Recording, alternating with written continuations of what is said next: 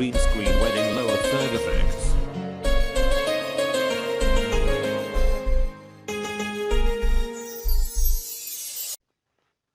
آپ کو تو بس یوں ہی ذرا ذرا بات کی فکر کرنے لگ جاتے ہیں۔ خیر آپ کہتے ہیں تو بھلا میں آپ کا حکم کیسے ٹال سکتی ہوں؟ وہ مسکرانے لگی۔ اس کے چہرے پر محبت کا نور پھیل گیا اور وہ مجھے بڑی نچھاور ہونے کے انداز میں دیکھنے لگی۔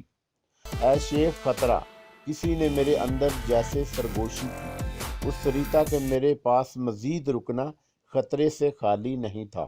میں جو جاننا چاہتا تھا جان چکا تھا، اس لیے فوراً بول اٹھا، اچھا اب تم جاؤ اور آرام کرو۔ اس نے چلتے چلتے مجھے بڑی قاتل نظروں سے دیکھا، مگر میں نے اس کی طرف سے نگاہ پھیر لی۔ وہ بہرحال ایک بھرپور اور جوان لڑکی تھی۔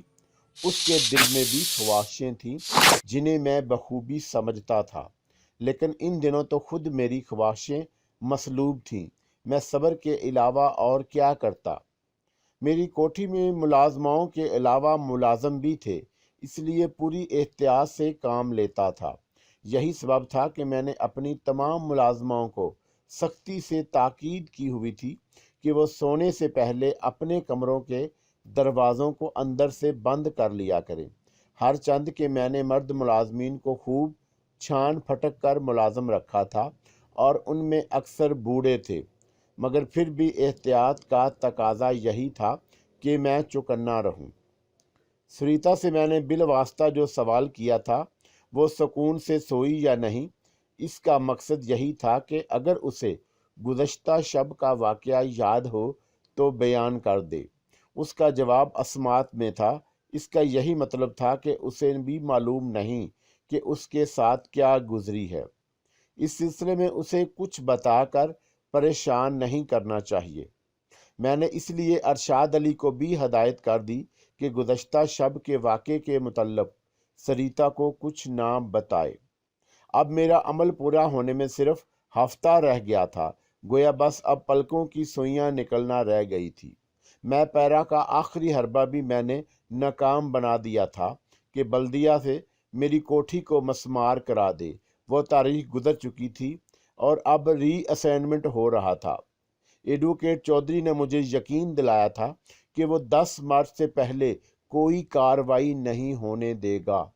اس کے علاوہ نصیر الدین کے کیس میں بھی نئی تاریخ مل گئی تھی جو 10 مارچ کے بعد ہی کی تھی۔ گویا نصیر الدین کی طرف سے اب مجھے فکر کرنے کی کوئی ضرورت نہیں تھی، بس اب شبو کی طرف سے مسئلہ تھا۔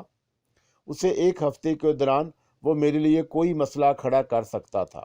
اس کے علاوہ میں پارا کی طرف سے بھی کسی نئے حملے کا خطرہ تو بہرحال تھا۔ میری دانست میں وہ اتنی جلدی شکست قبول کرنے والی نہیں تھی۔ مجھے اس پر حیرت تھی کہ اس کی طرف سے خاموشی کیوں ہے۔ میں پارا کی قوت و طاقت مجھے بھرپور اندازہ تھا۔ آدمی کو اگر اپنے دشمن کی قوت کا اندازہ ہو تو اس سے بچنے کی کوئی نہ کوئی راہ نکال ہی لیتا ہے، مگر جس کے بارے میں کچھ علم ہی نہ ہو اس کے حربوں سے بچنا مشکل ہو جاتا ہے۔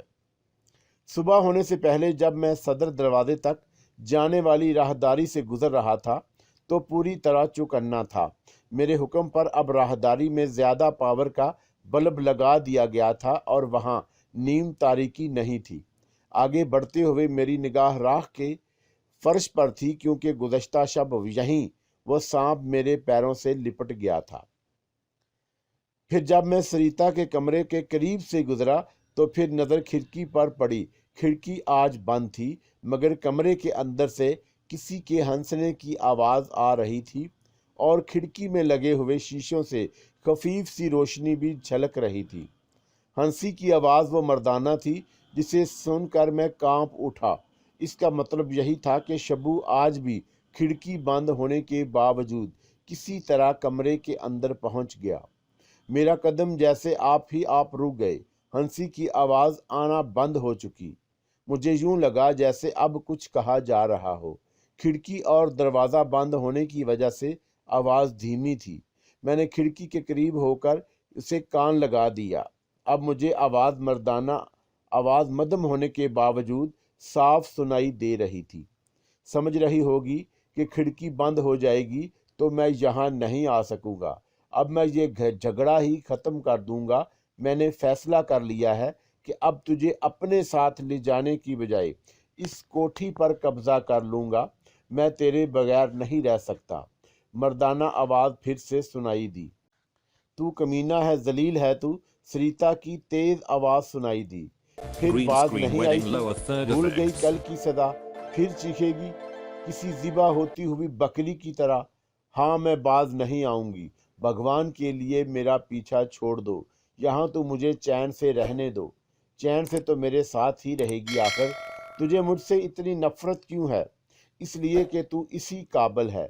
देख, अगर मैं चाहूँ तो तुझे अपनी शक्ति के बल पर खुद से मोहब्बत करने पर मजबूर कर सकता हूँ।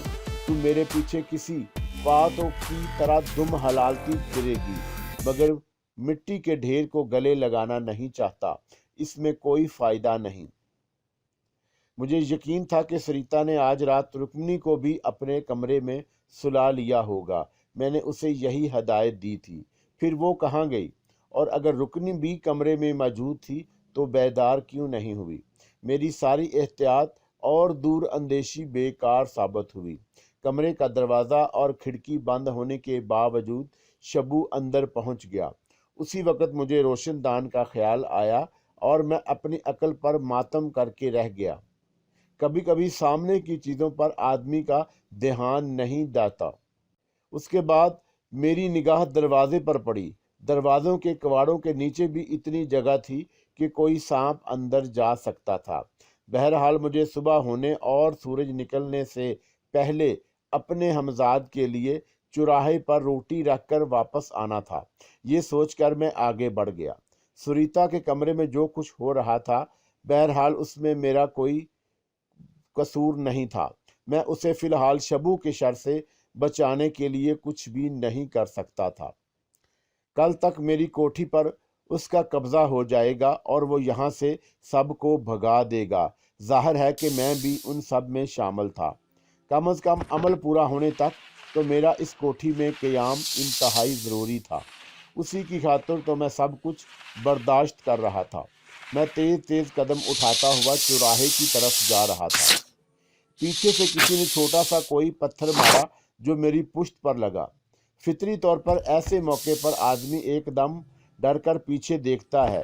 मेरे दिल में भी लम्हा भर को यही ख्वाहिश उभरी, मगर मैंने फौरन ही खुद पर काबू पा लिया। मेरे जहन में खतरे की घंटियां बज उठी। मुझे पीछे मुड़कर नहीं देखना चाहिए। मैं इसके बगैर चलता रहा। दूसरा पत्थर मेरे सर पर आ लगा और मेरी आंखों के सामने तारे नाच गए, मगर मैं उसे भी बर्दाश्त कर गया। ये संगजनी कौन कर रहा है? उससे मुझे कोई गर्द नहीं थी। मेरे लिए तो वो संगजनी बारिश गुल थी कि उसके गुजरने के बाद मुझे मेरी मंजिल मिल जाती। हमजाद को काबू में करना कोई हंसी का खेल नहीं, ये जान जोखों का काम है और मुझे ये बात अच्छी तरह मालूम थी। चौराहे पर रोटी रखने के बाद मैं वापस आया तो मुझे अपने अकब में बड़ी खौफनाक आवाज़ें सुनाई दी, जैसे भूखे दरिंदे मुझ पर हमला करने वाले हों। बड़े बड़े दिल गुर्दे वाला ये खौफनाक आवाज़ें सुन लेता तो उसका पित्ता पानी हो जाता और दहशत के मारे वहीं ढेर हो जाता। मगर मैं आगे बढ़ता रहा और बल आखिर अपनी कोठी में पहुंच गया, जहां दूसरे ख्वाब मेरे मुंतज़िर थे। जैसे ही मैं आगे बढ़ना चाहा, किसी नादीदा कुव्वत ने मुझे पीछे धकेल दिया। मेरा सर बड़ी ज़ोर से कोठी के गेट के साथ टकराया और फिर मैं गिर पड़ा। उसी वक़्त मुझे एक तेज़ फुंकार सुनाई दी। मैं उठते हुए अपने बिल्कुल सामने शोले से लपकते देखे। यकीनन उसने अपनी शैतानी कार्रवाई अभी शुरू कर दी थी। मेरी जगह कोई और होता तो वो यकीनन अब तक सर पर पैर रखकर वहां से भाग चुका होता, मगर मैं इतनी जल्दी शिकस्त कबूल करने वालों में से नहीं था। मैं खुद मुतअद्दिद, हैरत अंगेज और पुरस्कार वाक़या से गुजर चुका था। फिर भला कैसे जी हार बैठता? मेरे जहन में कोठी के अकबी दरवाजे का ख्याल आया। मैं उस तरफ से भी कोठी के अंदर दाखिल हो सकता था। यूं भी मेरा कमरा कोठी के अकबी हिस्से में ही था। मैं बेआसानी वहां से अपने कमरे तक पहुंच सकता था। इसमें सिर्फ एक कबाहत थी کہ عقبی دروازہ اندر سے کھولتا کون۔ میں عقبی چھوٹا پھاٹک تو عبور کر کے کسی طرح اندر پہنچ سکتا تھا، مگر عمارت کا عقبی دروازہ کسی بھی طرح نہیں کھولا جا سکتا تھا، جس میں اندر سے تالا پڑا رہتا تھا، اور اس تالے کی چابی ارشاد علی کے پاس تھی۔ ممکن ہے کہ وہاں پہنچ کر کوئی راہ نکل آئے۔ یہ سوچ کر میں مڑا اور کوٹھی کے گیٹ سے باہر نکل گیا۔ پھر میں ایک لمبا چکر کاٹ کر کوٹھی کی عقبی سمت پہنچا تو وہاں گہری تاریکی اور سناٹا تھا۔ میں نے کچھ دیر سن گن لی اور اسی وقت مجھے ایک تیز نسوانی چیخ سنائی دی۔ اس کے بعد بچاؤ بچاؤ کی تیز آوازیں آئیں۔ اس چیخ اور تیز آواز نے میرے Green اعصاب کو screen wedding جھنجھوڑ lower دیا، third effects. کیونکہ وہ آواز میرے لیے نئی نہیں تھی۔ یہ میں پارا کی آواز تھی، مگر مجھے حیرت اس بات پر تھی کہ آخر اس کا مقصد کیا ہے۔ میں نے سوچا کہ جتنی جلدی اپنی کوٹھی کے اندر پہنچ جاؤں میرے حق میں بہتر ہے۔ یہ سوچتے ہوئے تیزی کے ساتھ کوٹھی کے عقبی گیٹ پر چڑھنے لگا۔ اسی لمحے مجھے دوڑتے ہوئے قدموں کی آوازیں سنائی دی۔ پھر میں ابھی اپنے گیٹ کے اوپر پہنچا تھا اور اندر کود نہیں سکا تھا کہ کسی نے میرا پیر پکڑ کر مجھے گھسیٹ لیا۔ اس کے بعد ہی میرے سر پر بھاری ڈنڈوں کی ضرب پڑی اور پھر سب کچھ تاریکی میں ڈوب گیا۔ میرا جسم پر صرف ایک کپڑا تھا۔ میں عمل کے دوران میں صرف ایک انگوچھا باندھ لیتا تھا اور پھر جب چوراہے پر روٹی رکھ کر واپس آتا تو لباس تبدیل کرتا تھا۔ اسی حالت میں اور رات کے وقت کسی کی کوٹھی کے عقبی پھاٹک پر چڑھنے والا سپاہی کی نظر میں کوئی چور ہی ہو سکتا تھا۔ اس نے میرے ساتھ اس لیے ایسا سلوک کیا تھا۔ ہوش میں آنے کے بعد کچھ دیر سمجھ ہی نہ سکا کہ کہاں ہوں۔ مجھے سامنے ہی ایک دروازہ نظر آیا جس میں موٹی موٹی سلاخیں لگی ہوئی تھیں اور دروازہ بند تھا۔ پھر میرے حواس ذرا بحال ہوئے تو مجھے اندازہ ہوا کہ میں تھانے میں ہوں اور مجھے حوالات میں بند کر دیا گیا ہے۔ میرے سر میں ٹیس سی اٹھی اور بے اختیار میرا ہاتھ وہاں تک پہنچ گیا۔ مجھے ہلکی سی پنچاہت محسوس ہوئی۔ ضرب یقیناً شدید تھی اور اس جگہ بڑا سا ابھار بھی تھا۔ سر کی کھال پھٹ گئی تھی، مگر شاید زیادہ نہیں، ورنہ خون بہہ رہا ہوتا۔ نہ وہ تھانہ میرے لیے نیا تھا اور نہ ہی تھانے والے۔ ان سے پیچھا چھڑانا میرے لیے زیادہ مشکل نہ ہوتا۔ یہی سوچ کر میں نے حوالات کے سامنے ٹہلتے ہوئے سپاہی کو اپنی طرف متوجہ کیا۔ سپاہی نے بڑی رعونت سے مجھے جواب دیا۔ غالباً اسے بھی بتایا گیا تھا کہ میں چور ہوں اور عین موقع پر ایک کوٹھی میں گھستے ہوئے پکڑا گیا ہوں۔ ملک صاحب نہیں آئے ابھی؟ میں نے اپنے غصے پر قابو پاتے ہوئے پولیس والے سے تھانے کے ایس ایچ او کے بارے میں پوچھا۔ کیوں، کیا باوا ہے ملک صاحب تیرے؟ روب میں لے رہا ہے صاحب کا نام لے کے۔ اس نے سلاخوں کے قریب آ کر مجھ پر آنکھیں نکالی۔ جب آدمی کا وقت بگڑتا ہے تو وہ پیسے کا آدمی بھی اس کی بے عزتی کر دیتا ہے، میں نے سوچا، اور اس پولیس والے کو بے بسی سے دیکھنے لگا جو سیدھے منہ بات کرنے پر آمادہ نہیں تھا۔ اس کی وجہ غالباً میری ظاہری حالت بھی تھی۔ میرے جسم پر صرف انگوچھے کی بجائے صرف اچھے کپڑے ہوتے تو شاید وہ یوں پیش نہ آتا۔ موجودہ صورتحال میں صبر کرنے کے سوا کوئی چارہ نہیں تھا۔ کچھ ہی دیر بعد اچھی طرح دن نکل آیا اور تھانے کے دہن میں دھوپ پھیل گئی۔ اس کے ساتھ ہی میری مشکل بھی آسان ہو گئی۔ ایک سپاہی مجھے حوالات سے نکال کر ایس ایچ او کے کمرے سے ملحق نسبتاً بڑے کمرے میں لے گیا۔ وہاں میری ملاقات اسی سب انسپکٹر سے ہوئی جس نے مجھے نرس مس نادرا کے معاملے میں گرفتار کیا تھا۔ وہ مجھے دیکھ کر اس طرح پلکیں جھپکانے لگا جیسے پہچاننے کی کوشش کر رہا ہو۔ حوالات میں بند کرنے کی بجائے ایک رات کے لیے مجھے گھر جانے کی اجازت دینے کے سلسلے میں بھی وہ مجھ سے رشوت لے چکا تھا۔ میں نے اس کے چہرے پر آشنائی کے آثار دیکھے تو فوراً اپنا تعارف کرایا۔ میرا نام شیخ کرامت ہے جناب، آپ سے پہلے بھی ملاقات ہو چکی ہے۔ ہاں یاد آ رہا ہے مجھے، وہ پینسل اپنی کمپٹی پر رکھتے ہوئے بولا۔ تم وہی ہو نا ایک نرس پر مجرمانہ حملہ کرنے کے سلسلے میں؟ جی ہاں، میں نے جلدی سے سر ہلایا اور پھر بولا، وہ الزام غلط ثابت ہوا تھا۔ خیر اس بات کو چھوڑو کہ الزام غلط تھا یا صحیح، فی الحال تو یہ بتاؤ کہ تم کسی کے گھر میں کودنے کی کوشش کیوں کر رہے تھے؟ کسی کے گھر میں نہیں جناب، اپنے گھر میں۔ میں اسی کی بات کاٹ کر بولا۔ کیا مطلب؟ اس نے त्योरियां चढ़ा कर कहा। जी हाँ, मैं अपने ही कोठी में दाखिल हो रहा था, मैंने जवाब दिया, लेकिन गेट पर चढ़कर, और वो भी कोठी के पिछले हिस्से से। उसने मुझे चुभती हुई नज़रों से देखा। अगर आपको मेरी बात पर यकीन नहीं तो उस पुलिस वाले से बुलाकर पूछ लें जिसने मुझे डंडा मारकर गिराया था कि ये वाकया कहाँ पेश आया है। मैंने अपनी बेगुनाही साबित करने के लिए दलील दी। तुमने नहीं देखा उस पुलिस वाले को? बस एक हल्की सी झलक देखी थी, बेहोश होते होते। ए इधर आओ तुम, उसने ज़रा फासले पर खड़े हुए एक पुलिस वाले को इशारा किया। पुलिस वाला करीब आ गया। मैंने उसके चेहरे पर कुछ घबराहट सी देखी। इन्हें तुमने कहाँ और किस हालत में पकड़ा था? सब इंस्पेक्टर ने ज़रा सख्त लहजे में पूछा। झूठ बिल्कुल नहीं, सच सच बताना। मैं गश्त पर था जनाबे अली कि मुझे एक औरत की चीख सुनाई दी। वो बचाओ बचाओ की आवाज़ें लगा रही थी। जैसे जनाबे अली कोई इसके साथ ज़्यादा मंजर कशी की ज़रूरत नहीं। सब इंस्पेक्टर ने उसे डांट दिया। सीधे सीधे अल्फाज में वकूआ बयान करो। जी जनाब, उसने सआदतमंदी से सर हिलाया। फिर वही सब कुछ बयान कर दिया जो मुझ पर गुजरी थी। उसके साथ उसने मेरी कोठी का महल्ले वकू भी बयान कर दिया था। जगह तो वही मालूम होती है, मैं गया हूँ वहाँ। सब इंस्पेक्टर सर को हिलाने लगा। फिर गालबन कुछ सोचते हुए उसने सर हिलाया। ठीक है, मैं खुद इस मामले की तफ्तीश करूँगा। ये कहते हुए वो अपनी कुर्सी से उठ खड़ा हुआ। फिर उस सिपाही को इशारा किया, तुम भी इस जगह की निशानदही करने मेरे साथ चलोगे?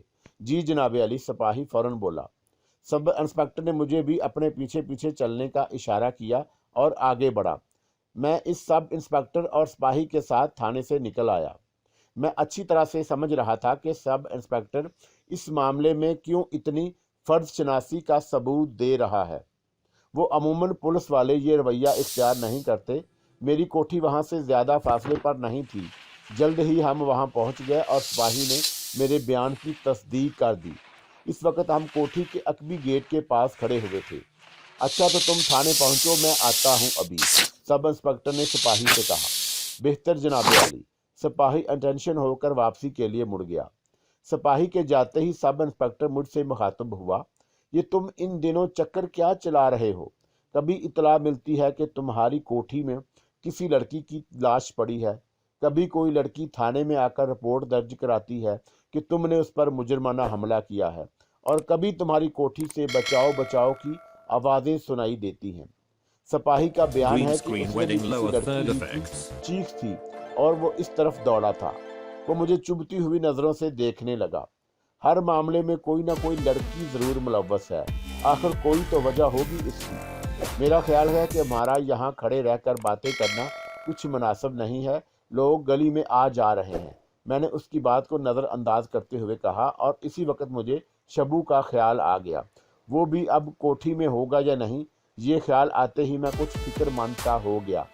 ज़्यादा वक्त नहीं है मेरे पास, मगर तुमसे अभी कुछ ज़रूरी बात करनी है, इसलिए चलो। सब इंस्पेक्टर मेरी बात सुनकर मैंने खेज लहजे में बोला। मजबूरन मैं उसे साथ लिए चक्कर काट कर कोठी के बैरूनी गेट पर पहुंचा और अंदर नज़र पड़ते ही चकरा कर रह गया।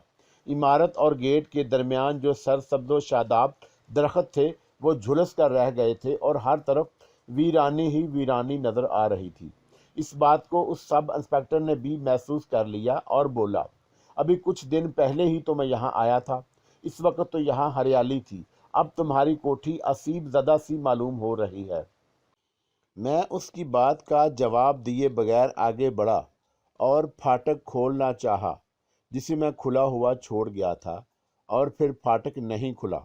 किसी ने अंदर से बंद कर दिया था। फाटक के साथ ही घंटी का बटन था। मैंने उस पर उंगली रख दी।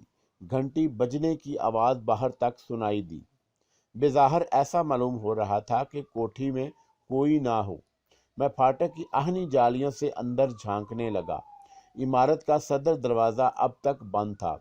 एक बार फिर मैंने बटन पर उंगली का दबाव बढ़ाया और देर तक उंगली ना हटाई।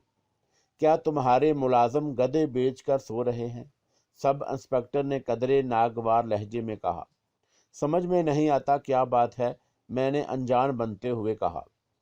लान के घास, पेड़ पौधे सभी अंदर झुलसे और मुरझाए हुए नजर आ रहे थे।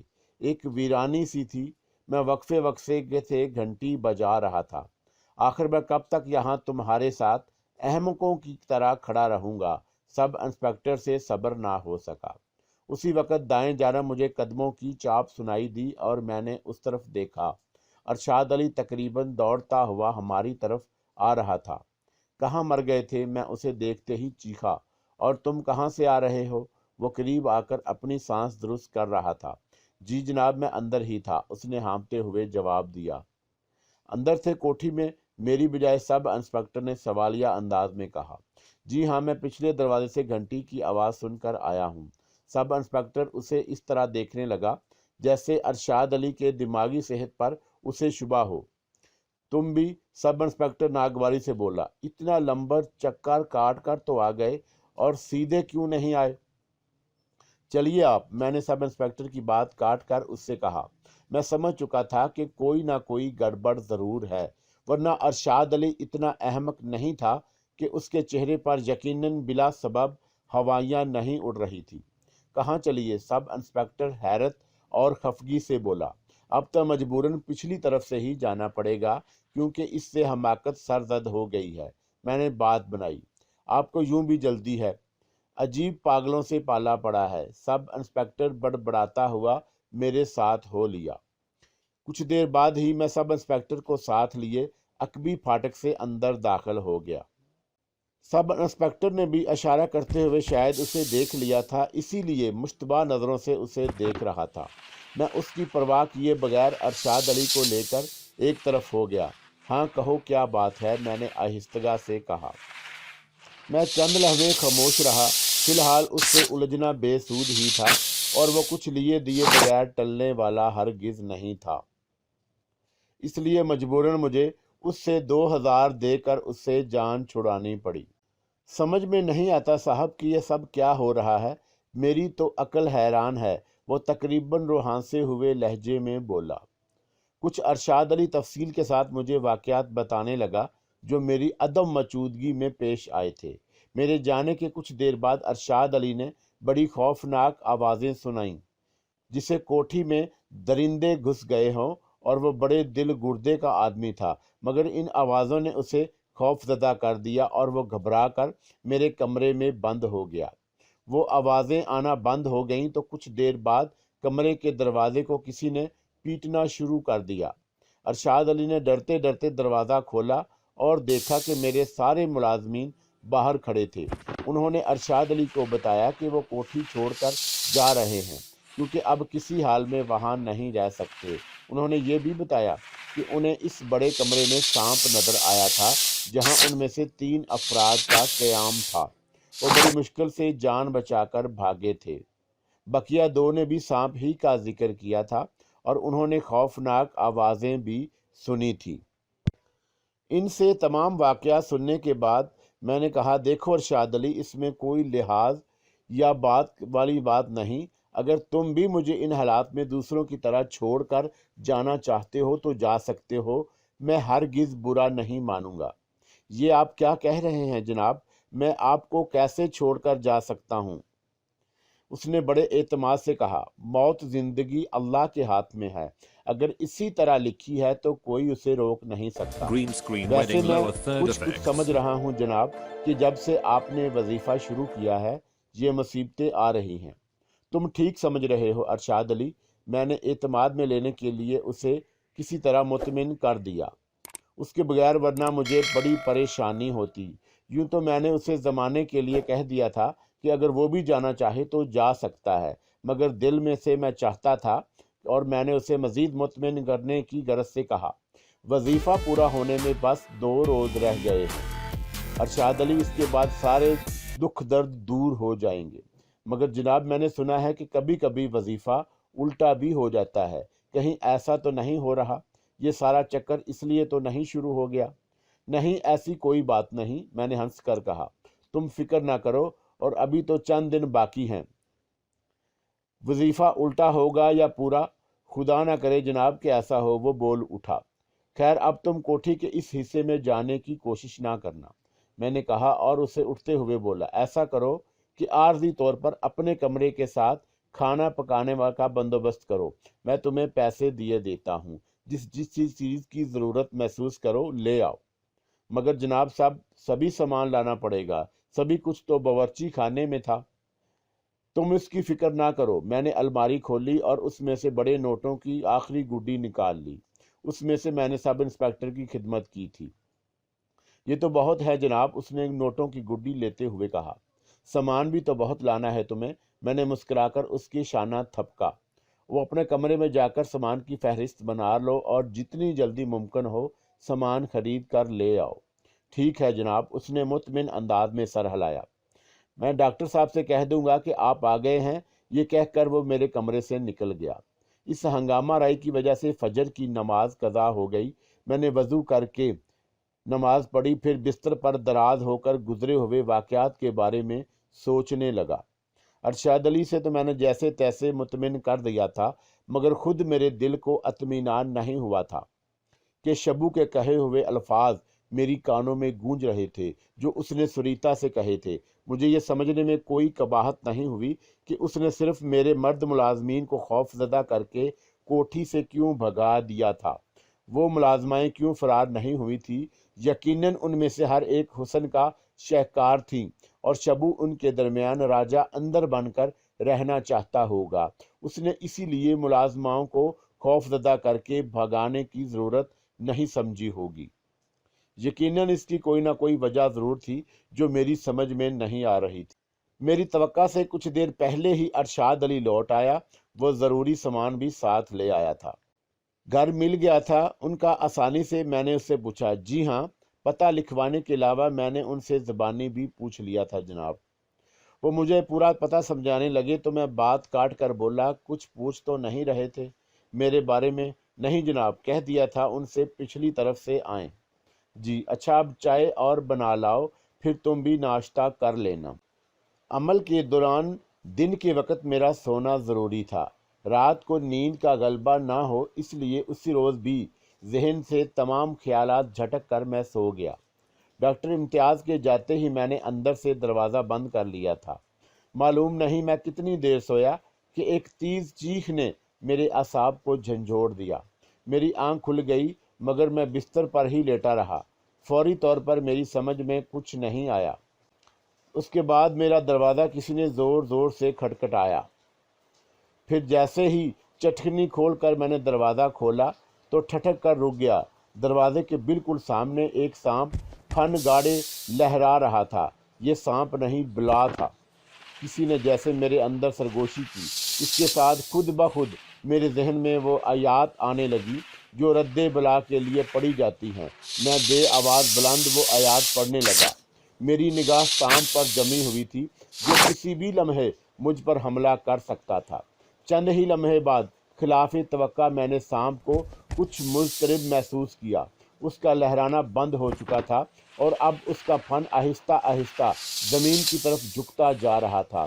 میں نے قل اعوذ برب الناس کا ورد کیا اور تیز کر دیا، اور اس وقت میری تمام تر توجہ سانپ پر تھی اور ارشاد علی کو جیسے میں بھول ہی گیا تھا، اور میرے دیکھتے ہی دیکھتے سانپ کا پھن زمین پر آ رہا اور یوں اس پر غشی سی طاری ہو گئی۔ پھر میں نے ایک دم بل کھاتے دیکھا اور اس کے بعد جیسے تڑپ کر تیری سے رینگتا ہوا وہ برآمدے کی طرف چلا گیا۔ سانپ میری نظروں سے اوجھل ہوا تو مجھے ارشاد علی کا خیال آیا۔ میری نگاہ اس وقت اس کے کمرے کی طرف اٹھی۔ کمرے کا دروازہ قدرے کھلا ہوا تھا۔ میں اس طرف لپکا۔ ارشاد علی کو میں نے کمرے کے فرش پر بے ہوش پڑے دیکھا۔ میں نے اس کے منہ پر پانی کے چھینٹے مارے تو کافی دیر کے بعد اس نے آنکھیں کھولی اور وہ پھر چیخنے ہی والا تھا کہ میں نے اسے جھنجھوڑ دیا۔ ہوش میں آؤ ارشاد علی، میں تیز آواز میں بولا۔ وہ ہکلایا اور اٹھ کر بیٹھ گیا۔ میں نے اس کی بات کو نظر انداز کرتے ہوئے اسے اٹھنے کے لیے سہارا دیا اور اس کے چہرے پر وحشت برس رہی تھی۔ Green میرا screen wedding سہارا lower دینے third سے وہ effects. کانپتا ہوا اٹھا اور پھر اپنے بستر پر آ گیا۔ لیٹ جاؤ اور اپنے ذہن سے ہر خوف کو جھٹک دو، یہ کہہ کر میں قریب رکھی ہوئی سراہی کی طرف بڑھا۔ پانی پینے کے بعد ارشاد علی کے حواس قدرے درست ہوئے۔ ہاں اب کہو کیا بات تھی، تم ایک دم کیوں چیخے تھے؟ میں نے اسے کے قریب بیٹھتے ہوئے پوچھا۔ وہ اٹھ کر بیٹھنے لگا تو میں نے دوبارہ لٹا دیا۔ لیٹے رہو اور جو میں پوچھ رہا ہوں اس کا جواب دو۔ میں نے جناب کوئی خواب شاید دیکھ لیا ہے، بڑا بھیانک خواب۔ پھر میری آنکھ کھل گئی۔ خواب میں نے ایک سانپ کو دیکھا تھا جس نے آپ کو ڈس لیا تھا اور آپ کا جسم نیلا پڑ گیا تھا۔ ارشاد علی بتانے لگا۔ پھر ایک دم آپ مجھے پکارنے لگے تھے، اس سے میری آنکھ کھل گئی۔ آنکھ کھلنے کے بعد بھی مجھے آپ کے پکارنے کی آواز سنائی دی تو میں سمجھا کہ یہ کوئی خواب نہیں، حقیقت ہے۔ میں دروازہ کھول کر جیسے ہی باہر نکلا تو میری نظر اس سانپ پر پڑی، وہی سانپ جسے میں نے خواب میں دیکھا تھا۔ سانپ مجھے دیکھتے ہی میری طرف لپکا اور میرے منہ سے چیخ نکل گئی۔ میں پلٹ کر بھاگا اور گھبراہٹ میں گر پڑا۔ سانپ اب میرے قریب آ چکا تھا۔ اسے اپنے قریب دیکھ کر میرے منہ سے پھر چیخ نکل گئی اور پھر مجھے کچھ یاد نہیں۔ شاید میں دہشت کی وجہ سے بے ہوش ہو گیا تھا۔ پھر جب مجھے دوبارہ ہوش آیا تو میں نے آپ کو اپنے پاس کھڑے ہوئے دیکھا۔ جو واقعہ اسے پیش آیا تھا اسے سمجھنا میرے لیے مشکل نہیں تھا۔ شبو کے سوا یہ کسی اور کی حرکت نہیں ہو سکتی تھی۔ وہ اس وقت میرے کہنے پر اپنا مختصر سا سامان باندھ رہا تھا اور اس نے اب دیدہ ہو کر میری طرف دیکھا مگر کچھ بولا نہیں۔ اس کے پاس اخراجات کے لیے جو رقم رہتی تھی چلتے طرف میری طرف بڑھانے لگا۔ رکھ لو، اسے اپنے پاس ہی رکھ لو، میں تمہیں ہمیشہ کے لیے جدا نہیں کر رہا۔ جو تم رقم واپس کر رہے ہو۔ میں نے اس کا شانہ تھپکا۔ اس مرتبہ بھی ارشاد علی نے کچھ نہیں کہا۔ کچھ کہنے کے لیے ہمیشہ لفظوں کی ضرورت ہوتی ہے۔ اس نے لفظوں کا سہرا لیے بغیر بھی مجھ سے بہت کچھ کہہ دیا تھا۔ میں اسے اس لیے بھی عقبی دروازے تک چھوڑنے آیا کہ اندر سے کوٹھی کا پھاٹک بند کر لوں۔ خدا حافظ جناب، اس نے بھرائی ہوئی آواز میں کہا اور گیٹ سے باہر نکل گیا۔ خدا حافظ، میں نے جواب دیا اور اندر سے گیٹ بند کر دیا۔ اب مجھے کھانے کے لیے خود ہی کچھ نہ کچھ پکانا تھا۔ ارشاد علی کو بہرحال اتنا موقع نہیں مل سکا تھا کہ وہ کھانا پکا کر جاتا۔ اپنے کمرے سے نکلتے ہی مجھے تعفن و بدبو کا احساس ہوا۔ ارشاد علی نے میرے کہنے پر اپنے کمرے کے سامنے والی مختصر سی جگہ میں کھانے پکانے کا بندوبست کیا تھا۔ میں اس کی طرف بڑھا تو بدبو اور بڑھ گئی۔ قریب پہنچا تو میں نے دیکھا کہ وہاں ہر طرف غلاظت پھیلی ہوئی تھی اور سارا سامان تتر بتتر پڑا تھا۔ میرا جی متلانے لگا۔ اسی وقت مجھے اپنے عقب سے ایک زہریلا کہکہ سنائی دیا اور میں اچھل پڑا۔ پھر مڑ کر دیکھا تو مجھے دور برآمدے میں ایک عجیب الخلقت شخص کھڑا نظر آیا۔ اس کی داڑھی بے حد بڑھی ہوئی تھی اور سر کے بال جٹاؤں کی شکل میں شانوں پر بکھرے ہوئے تھے۔ جسم کی رنگت سیاہ تھی اور گہرے رنگ کا ایک کپڑا اپنے اوپر لپیٹے ہوئے تھا جو اس کے استخوانی جسم کو چھپانے کے لیے ناکافی تھا۔ اس کے سارے وجود میں اس کی بڑی بڑی سرخ آنکھیں سب سے نمایاں تھیں، جیسے بس آنکھوں میں زندگی اور حرارت ہو۔ چہرے پر سیاہ کھال جیسے مونڈی ہوئی تھی۔ اسے ایک نظر دیکھ کر مجھے جھرجھری سی آ گئی۔ اس نے یقیناً میری بے بسی پر کہکہ لگایا تھا۔ مجھے یہ سمجھنے میں زیادہ دیر نہیں لگی کہ وہ کون ہو سکتا ہے، اور پھر وہ زور سے ہنسا اور پھر مجھے مخاطب کیا۔ اس کی آواز نے میرے یقین کی تصدیق کر دی۔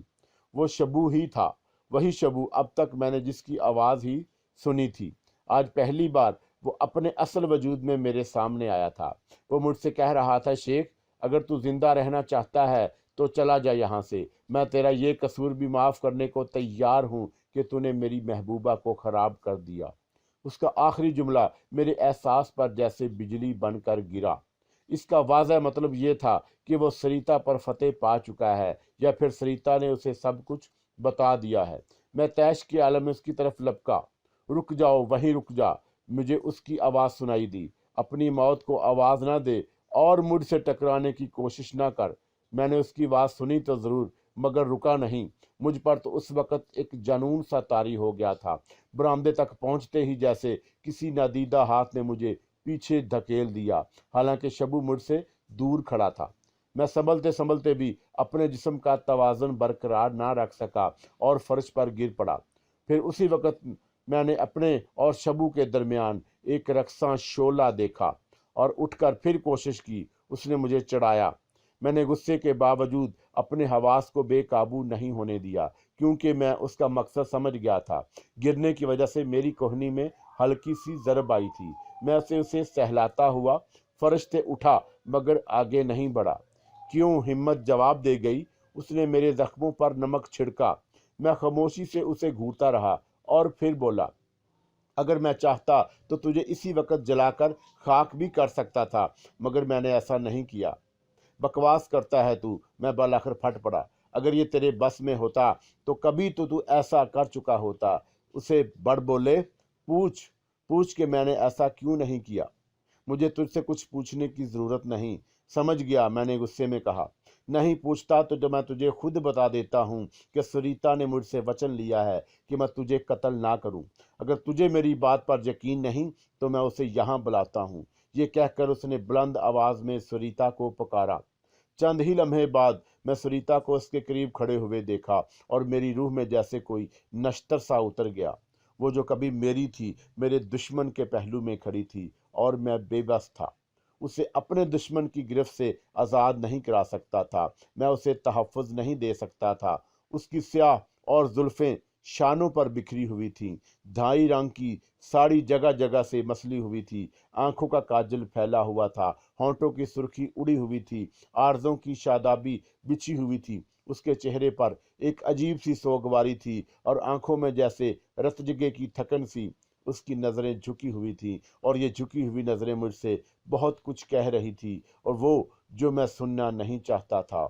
नहीं नहीं, मैं एकदम चीख पड़ा।